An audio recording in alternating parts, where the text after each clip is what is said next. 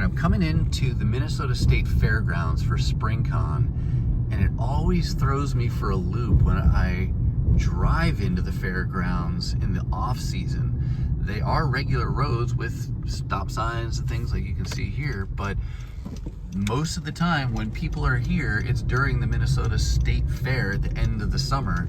And so these streets are lined with people all over the place. So it's always kind of trippy just to drive in here where it's normally pedestrian traffic. But anyway, I'm working my way over to Springcon, so I'll be back in a minute.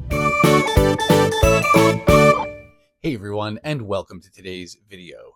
It is Friday night and I am home alone, basically just me hanging out with my puppies on a Friday night, which may not sound terribly exciting, but that's Friday night exactly the way I'd love it to be. My wife has plans, so she's out doing fun things, and I'm hanging out here in my comic book room in my happy place. And so I figured, hey, why don't I turn on the camera, film a haul for you, because I've got several in queue waiting to be filmed. And yeah, this is the way I'm going to be happy enjoying my Friday night. As we get ready for the weekend, I am really excited for this weekend. Actually, there's multiple really cool things going on, not least of which is the launch of the new Superman movie. And I'm wearing my Superman t-shirt in celebration of that. Tonight is opening night, or really you could have seen it last night if you got tickets. My one daughter did see it with friends and absolutely loved it, and she's keeping me spoiler free. I have plans to see it on Sunday with my son, so I've got to wait till then to see it. But everything I've read and seen so far has me really positive about it. Even if I hadn't seen anything, I'd be super excited. And interestingly, as much as I am a Marvel collector first, I am honestly most excited for the Superman movie. It just feels right for that to do well and to be big. I mean, so much of this genre owes credit to Superman. He is the first superhero, and so he should be the best. And so I'm really excited for all the things I've seen and heard about it. So really looking forward to that. Have any of you seen it? I don't know how long it's been out when you're actually watching this, so it could be days or even weeks, but did you see it? Did you like it? Let us know your thoughts down below, but keep it kind. If you didn't like it, just don't say anything. That's, say something nicer, or just leave it off, or keep it concise, because I'm not looking to trash anything here. But that's the first thing I'm really excited for. Secondly, to help kind of get me through till Sunday, because that feels like a long time to wait before I can see the movie. Fortunately, there is a really cool comic related activity that I'm looking forward to tomorrow. So Saturday morning, one of my favorite local sellers, they're called the Brothers Grin.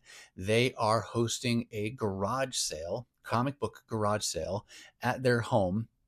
And they always bring good deals, but tomorrow seems almost crazy good. They're going to have 100 to 200 boxes of comic books out on the yard on tables under tents and things, because they've done this 2 or 3 times in the past now. But they're going to have those, and they always have a good variety of prices. They might have some 50-cent books or dollar books, $2 books, 5, 10, some kind of categorized books that way. And then they'll have some more expensive books, the equivalent of wall books, even though there is no wall on their garage sale. But then for this sale, they advertised that they're going to have about 50 boxes of comics from which you can fill a short box for, are you ready for this? $15. 15, that's $15. And I texted one of the brothers and said, are you trying to start a riot? And he said, you think it's going to start a riot? I was like, well, at least a small frenzy when you advertise those kind of prices. He did tell me that the books that are going to be available for bulk like that, they're all unbagged, but he said they're really good. So I completely trust him. He always brings good things to these sales. So it'll be interesting to see how crazy it gets tomorrow morning. I plan to be there early, but we'll see. I don't love the crazy crowds. I don't love the feeling of, everyone tripping over themselves trying to get into the boxes and who's going to get the best things first. That's not really how I roll for these sales. Inside, there's a part of me that when I'm confronted with that possibility, that I inside go, you know what, maybe I'll wait a couple hours and just go once that's all died down. That's kind of the other extreme though, because then you forego all the good stuff. And so instead, I'm going to go kind of with a middle ground approach, which is, get there early, but then take it as it comes. Don't set your expectations too high or too low. I'll wait my turn. I'll get into those boxes, see what I can put together. Can I fill a short box for $15? We'll see what the mix of titles are, and we'll take it from there. And I'm obviously going to look at all their other boxes as well to see what other deals they have. And of course, I will do some filming while I'm there. So I'll capture some footage to be able to show you in a future video when I show my haul coming out of that sale. So those are my exciting things going on this weekend. And I know that this isn't live. You're watching this after the fact, but what kinds of things are you up to lately in your own comic booking? Are there garage sales in your area that you can go to get comic books? Or are there any sales going on at local shops, or maybe some local conventions, or maybe one of the bigger conventions? I know we're coming up on San Diego Comic-Con here, and so some of you might be headed to that. I have never been to one of the big shows, whether that's San Diego, C2E2, New York Comic-Con, Emerald Con, is that the one in Seattle? There's a handful. And so someday I think I'd like to get to one of those. But for now, I kind of watch it vicariously from afar and watch other people online posting videos and showing footage and things like that. But definitely seems like an exciting experience. But at the same time, that same feeling of crowds, that's like amplified a million times when you're at a Comic-Con compared to a garage sale. But that, I kind of put that in a different category anyway. It's a whole different experience at that point. But yeah, let me know what kinds of things you're up to in your own comic book adventuring. So the haul I have for you today comes from Springcon, and it's one of my favorite shows every year here in the Twin Cities. It's kind of a larger show when you put that in the context of local shows. So it's not big like any of the shows I just mentioned before, but it is held at our state fairgrounds.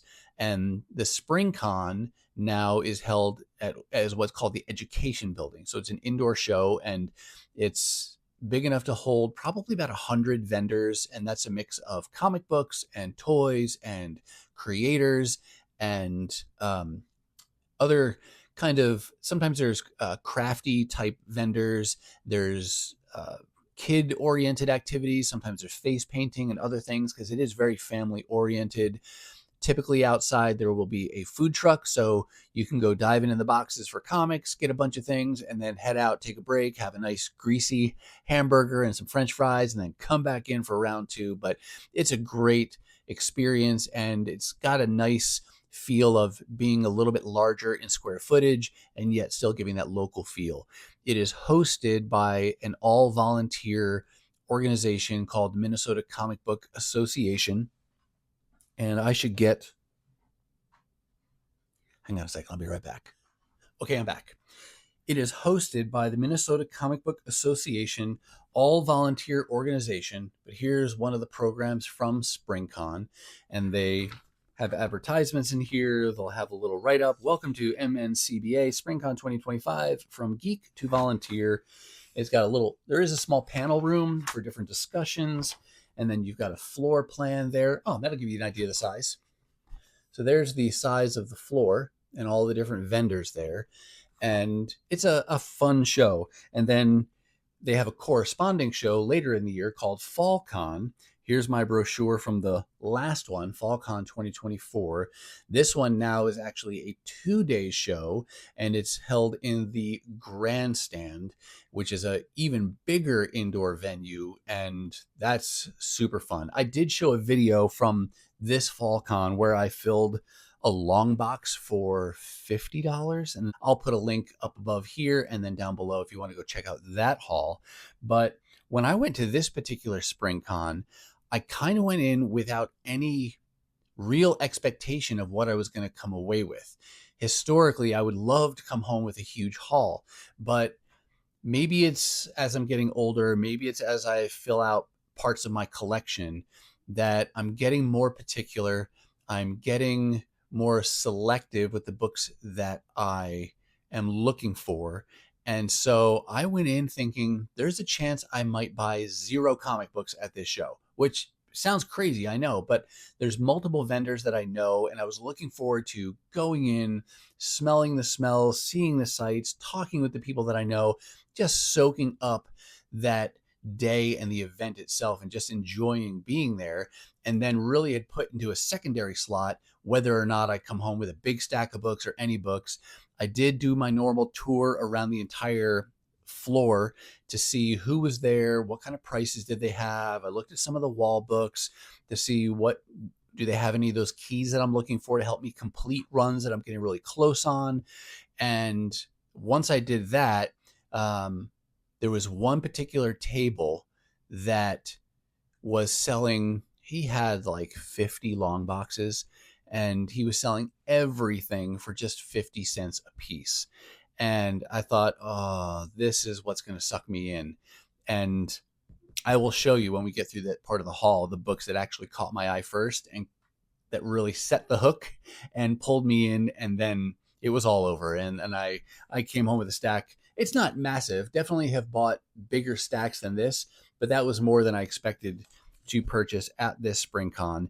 And then after I finished there, I did buy a couple things from a couple other vendors, and then wound up going back to the 50-cent table because there were things that I forgot to look for, and there were a handful of boxes I hadn't even touched. So went back, found another like $5 worth of stuff, and then I called it quits. But had a really, really great time. If you are in the Twin Cities metro area and are available for either SpringCon or FallCon, I definitely encourage you to get online, check out their website, follow the events on Facebook, and keep up to date with those things. They're just a fun time. And if you or anyone in your family is into comic books or related things, it's a great time. There's even cosplayers. Plenty of people just dress up and go there to be in costume. So it's a fun time for all. So with that, let's shift gears now and dive in to SpringCon 2025. That's it, the education building. Show started about 10-15 minutes ago. Looks like there's still a line to get in, but that's all right. Here we go. The yellow bags you see people carrying around are grab bags that were given out at the door of the first certain number of people in the door. When the last guy just walked off with it.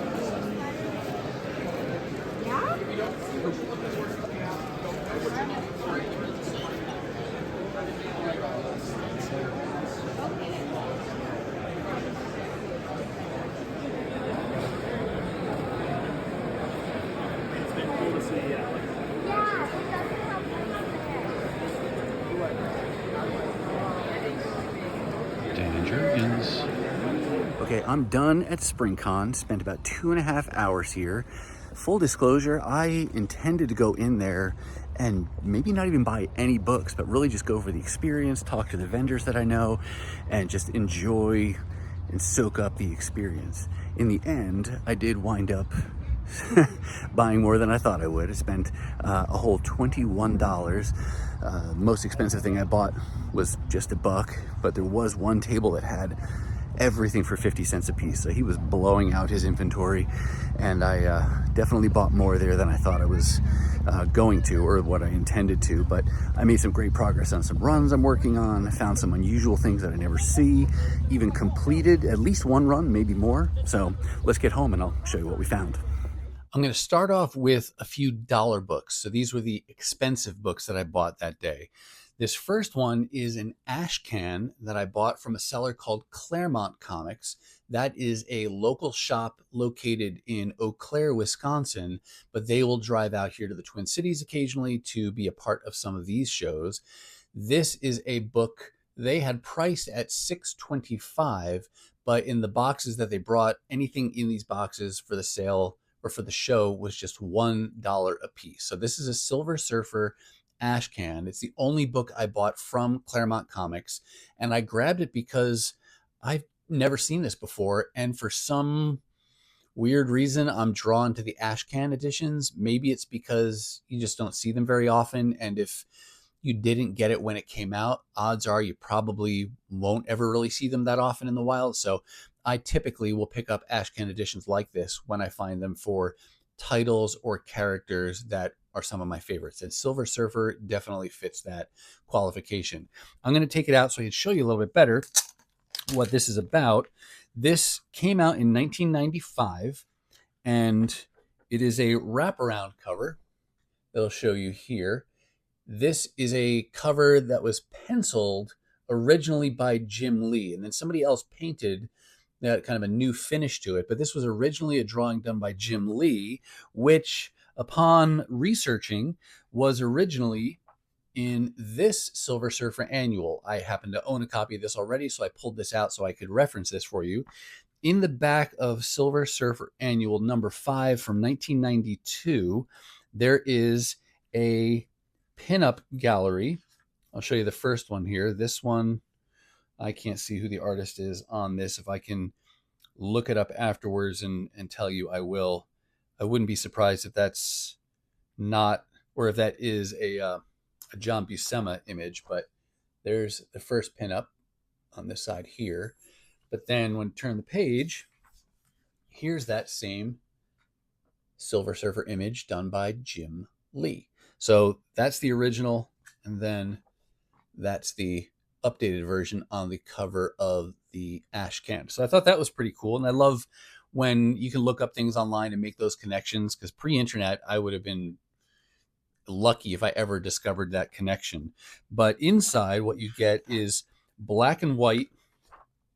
You get a retelling of the Silver Surfer's origin, going all the way back to his first volume of comics, Fantastic Four as well, because you reference here where he's Galactus's herald, and then it has a summary of the encounter with the Fantastic Four, and it goes forward even into that 1988 series, or volume 3, which was his longest ongoing run. So it goes into that period. So you can see some Ron Lim art, and none of this is new art. They just piece this, they kind of cut and paste this out from previous issues. But the interesting thing that I did not know, because though I have almost that whole volume of Silver Surfer, I haven't read the whole thing. I was reading it and collecting it new in the early days of that series, but then dropped off at some point. And now I'm still piecing together that volume via back issues. So I haven't read all of them yet. But on this last page, you get a couple images here. That cover is familiar, or that image is familiar, I think is one of the covers from a later issue in his volume. But the narration at the end here says, describing Silver Surfer, says, pushed to the breaking point by these harrowing blows, the Surfer has set off to unleash his righteous fury upon the universe. Where he soars, there goes my heart. This must be from Shalabal, the heart of Shalabal. But I fear it is too late, even for love. Whoever hears me, heed my words. Beware the might of the one wronged by fate. Beware the Silver Surfer. And that makes him sound like he's Breaking Bad. Like, did Silver Surfer go towards the dark side, if you will, towards the end of that volume?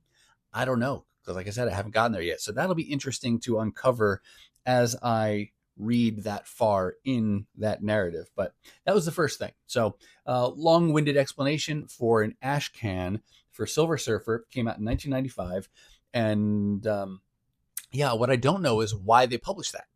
Was there another limited series that was coming out at that time? I don't know what other Silver Surfer related comic books, if any, were coming out at that time. Curious. If you know if there was something going on in Surfer's life that triggered the publication of this ash can, let all of us know down below. Keeping with the dollar books now, going to go to a different seller. This seller is called Viking Comics, Comic Vikings. I always flip-flop their name, but they're another local seller here. They're probably most famous locally for coordinating the now annual South Minneapolis comic book crawl. I visited their booth and picked up one book, but it was a significant book for me. This is X-Men Legacy number 241. Ignore the $2 price. They were selling all of their $2 books for just $1. But I picked this issue up because this is the last issue I needed to complete the entire X-Men Legacy volume. So that always feels great to complete a run. And now I will be able to have an unbroken reading experience in reading that. And forgive me if you've heard this before, but just in case you don't know where this fits in the X-Men reading order, you've got the X-Men title that launched in 1991, kind of that second ongoing X-Men series in parallel with Uncanny X-Men. That continued on for 207 issues. The numbering stayed the same, but the title changed to X-Men Legacy, and then it continued as X-Men Legacy until issue 275. And then after that, even before that ended, at some point in there, we got a new volume of just straight up X-Men. But X-Men Legacy has been one I've been looking forward to completing, and this one has been hiding for me for the last few months, so really happy to complete it. It's not a key or anything, I just haven't found it. It was missing whenever I looked for it, but completed that one. And then from yet another seller whose name I don't know, I want to say the owner's name is Mark, but I don't know what business name he uses, if he uses one. At his booth, he had a bunch of dollar books, and I came away with 3 that were really nice for me to find. First is 2 issues from a Bronze Age title I am working on, and that is Ms. Marvel, her first ongoing series that ran for only 23 issues in total, and just been trying to piece that together when I can find these in at least mid-grade condition. This copy of issue number 19 is a little bit beat up. You can see the cover's got a pretty significant miswrap there, but to get it for $1, that's well worth it for me. That's fine. It presents well enough, and it's complete, and it's very readable. And this is the issue before Carol Danvers gets her new costume, the blue and yellow costume, which you'll see here in issue 21. So I don't have issue 20. That one's going to be more than $1 likely, but they did have issue number 21, also just $1. So really happy to make 2 more issues of progress. And that's like 10% progress on this run when it's only 23 issues to begin with. So that's really nice. And then the third book I bought from him was a really fun find just because I've never seen it in the wild before. This is part of a limited series that I got some time ago now, only a 4-issue limited series. It's back to the Silver Surfer again, but there was a series called Silver Surfer Requiem that I think, it was an out of continuity story because, I mean, the title kind of gives it away some, but it's essentially Silver Surfer dying. Really nice story, written by Straczynski and art by Asad Ribic, and 2 creators that I really enjoy. And I've got all 4 parts, like I said, but when I looked it up in CLZ a long time ago, I saw that there was a second print variant for issue number 1, and it's got a gorgeous cover. And I figured, hey, I'll put that on my wish list, and didn't know that I'd ever really see it because I don't know how popular this series was to begin with, but there it was, 1 issue from this limited series, and there is the second printing variant cover for this. So now I have a truly complete set of these issues from Silver Surfer Requiem. So super happy to have found that one. And those right there are probably good examples of the kinds of books that I was hoping to find at Springcon. And so I probably would have been content with that. But like I said, that 50-cent booth really sucked me in. And so now the balance of what you're going to see are all the books that came from that 50-cent dealer. The name of this seller is called CJ Collectibles. It's like CJC. And he's another local vendor. And he will be at many of the local shows, sometimes hosts his own off-site sales at his warehouse. And he was trying to blow out inventory at this show. And he did a good job. There were many empty boxes accumulating even when I got there, and I got there like 15 minutes after the show started, and he was trying to just move as much as possible. And so really grateful for those deals that he had. And yeah, let's get to the books that I got from Kevin's booth that day. The first two were impulse cover buys because they just caught my attention. These are Virgin variants, one with Iron Man and one with War Machine. I want to say these both come from the Tony Stark Iron Man volume from a few years back. Yeah, there you go. Tony Stark Iron Man, if you remember that trade dress. That's issue number 5. And then the War Machine cover is a variant to issue number 6. So just thought those were great covers. Love the character designs there. Love the colors. Super, super cool. And these are both covers by Jongju Kim.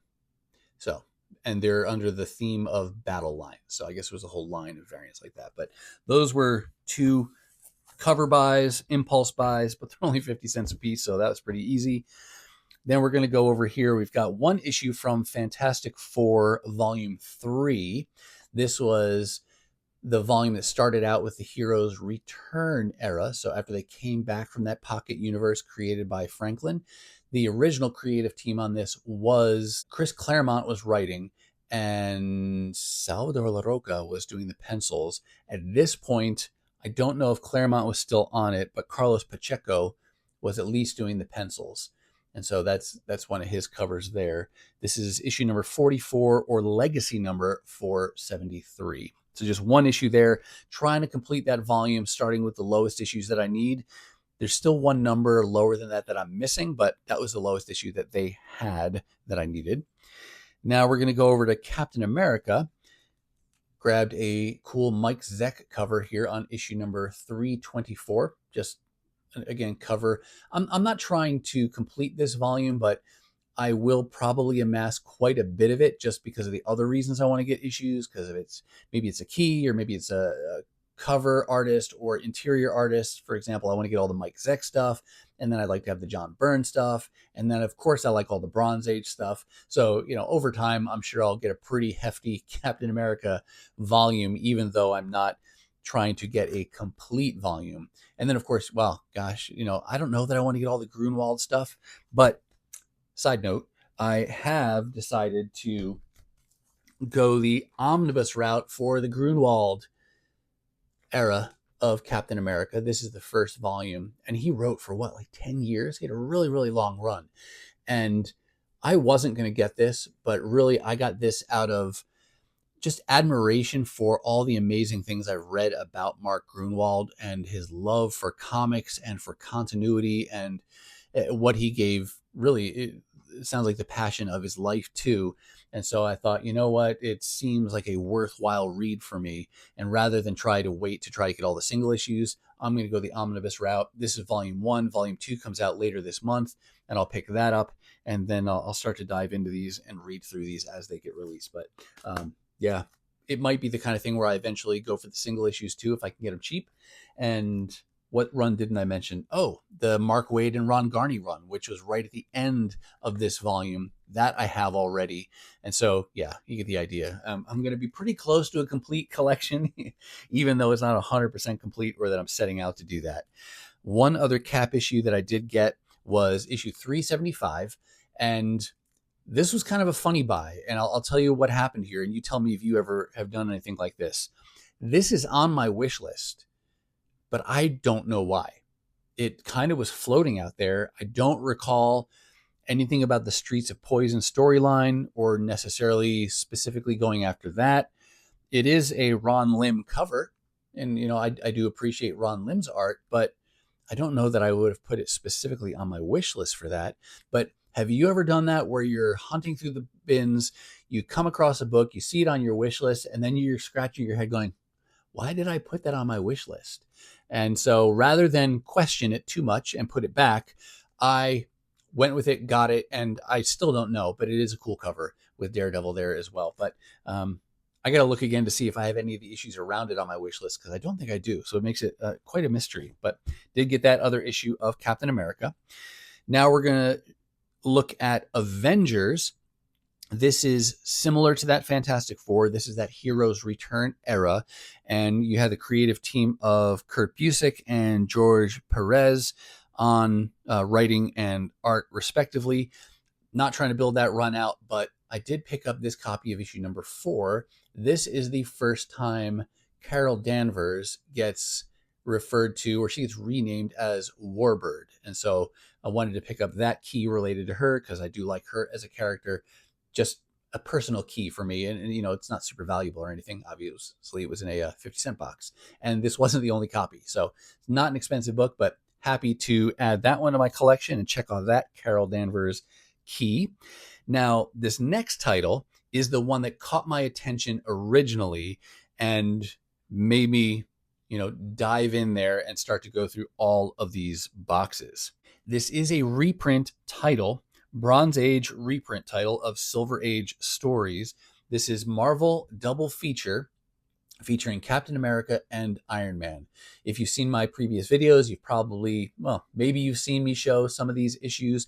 This ran for 21 issues in total, and it reprints stories from the Tales to Astonish title, which had both a Captain America and an Iron Man story. And what this title does is it picks one Captain America story from one issue and an Iron Man story from a different issue, and then puts them together into one reprint title or reprint issue.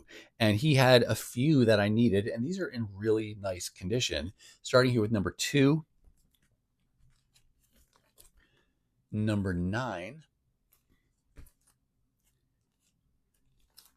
number 10, number 12, number 16, and number 17. So what was it, like 7 issues? 1, 2, 3, 4, 5, 6. So 6 issues from a 21 issue series all at once in really nice condition for 50 cents a piece. So that cost me a total of $3. So amazing. And it was that I knew it was over for me and I was going to have to dive into all these boxes. But that was a great find and great progress on that reprint series. Then I picked up one issue from this volume of Ms. Marvel. This is Ms. Marvel Volume 2 from the early 2000s. Just one of the issues that I needed, issue number 14 there. And then here's another Fantastic Four issue, but a different volume and a different title altogether. This is Fantastic Four 2099. I had found the first 7 of the 8 issues of this volume all at one time. It could have been at a quarter sale, and I was bummed that they didn't have issue number 8, because I figured, you know, when am I ever going to see issue 8 to find that? Because I don't really see that title very often. But boom, there it was in the 50-cent box. So now I have the complete volume of Fantastic Four 2099. And then the next series of books I'm going to show you are back to Iron Man. And there's some different reasons why I picked these up, but let's just kind of run through these. The first couple I picked up just because for some reason I have a hard time resisting Bronze Age Iron Man. Doesn't tend to be very expensive unless there's some kind of key significance to the issue, but otherwise they're not that hard to find for cheap, at least, and in relatively decent condition. So this is issue number 130, which came around, what, like 1979, 1980, right in that time frame. And I tend to pick up the relatively lower numbered Iron Man issues when I can find them. Like I said, Bronze Age, anything below issue 100, definitely going to pick that up. So I grabbed 138. Gosh, sorry, my eyes are terrible. 130, just because it was that hit that realm of what I'd like to collect for really cheap. I said 138 before, but that's because I did actually get 138.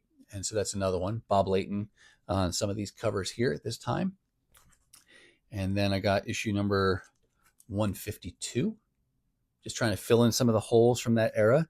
And then the remaining Iron Man issues I got because it is a specific creative run I'm trying to complete, and that is the John Romita Jr. run. He did more than one, but this is the second of those runs. This is issue 259.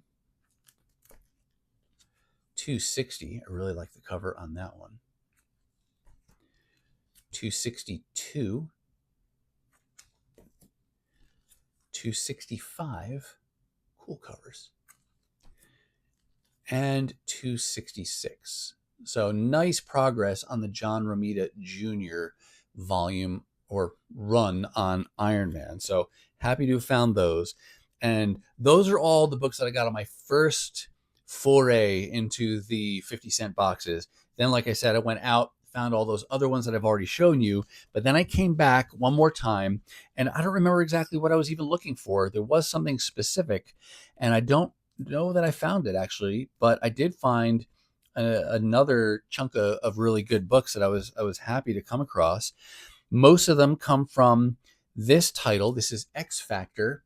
This is, I guess this would be considered volume 3 because you had the 140 some odd issue volume 1 that started with the original X-Men back in mid 80s. And then that one concluded. And then I think there was a limited series called X Factor, but I really don't know how much it even relates to this team. And then this one kicked off with Peter David writing. And I haven't read a ton of his stuff on X Factor, but I've heard really, really positive things about it. And so this is a run I would like to put together. And I wasn't sure if I'd go the omnibus route with this or if I'd go single issues. Right now, I'm kind of leaning towards single issues, especially since I was able to find the first several issues for 50 cents a piece, starting here with issue number 1. And I think the idea is that they're kind of a mutant detective agency. I don't know if they hunt for missing persons or what, but I own issue 2. So then I grabbed issue 3, 4, 5, 6, 7, 8, 9, and issue 10. In hindsight, didn't know this at the time, but I made the conscious choice to stop there. I could have kept going, but I didn't feel like going crazy. And now in hindsight, I kind of regret it, not going at least a little bit further. And that's because what I learned since then, and I'm going to see if I can show you this in here if it even tells you. No, it doesn't even indicate it on here. But issues 10, 11, and 12 are all connecting covers. So if I'd gotten 11 and 12, I could have showed you all 3 in a row. They had the issues there. It didn't trigger in my mind that it was a connecting cover, and 10 just felt like a nice round number to end on for the day. So I left it there. But had I known that 10, 11, 12 were connecting covers, I would have gotten all 3 at least to complete that cover set. Now I'll have to continue hunting. The good news is I think Kevin's planning to do another sale later this year. So fingers crossed some of those issues are still there and I could pick them up at that time. But for now, I have the first 10 issues at least of Peter David's X Factor. He did write some in the first volume of X Factor, and it was not relaunched, but when the team changed over and moved away from the original X-Men, Peter David had a run in there, and then he left, and then he picked it up again with this new volume. But I've heard lots and lots of good things about Peter David's run overall on X Factor. Now there's just one last book to show you, and it was a cover buy again, but only 50 cents. There was a limited series back in, I don't even know when this came out, honestly. It's surprising how little I actually know about this. I have just found it something fun to be hunting for. And so I won't try to make it sound like I know more about it than I really do. But before I show you the cover, let me see if I can get you a year here. This is 1997.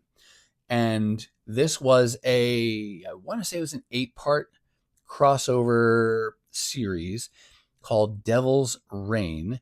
And I'll just go ahead and show you the cover. This is chapter 6 to that story. I haven't read this yet. but there are a number of variant covers out there for some of the different issues.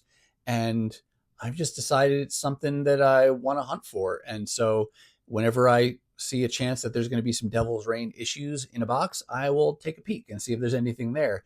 And this cover with Elektra and Witchblade is one of the variants that I still had on my collection or on my wish list. I do have the entire series now, so I could read it and then decide if I want to keep hunting for it, if it's something I want to even keep looking for variants. But there's something fun just about hunting for comics and seeing what you can find. And so I will probably continue to try to find those couple remaining issues in variant form that I can find. There's one or two that seem super rare and I don't ever really expect to find them. This was kind of the last like realistic book that I thought I might be able to find at some point. And so I did get lucky enough to find that, but we'll see if those others are out there. Stranger things have happened.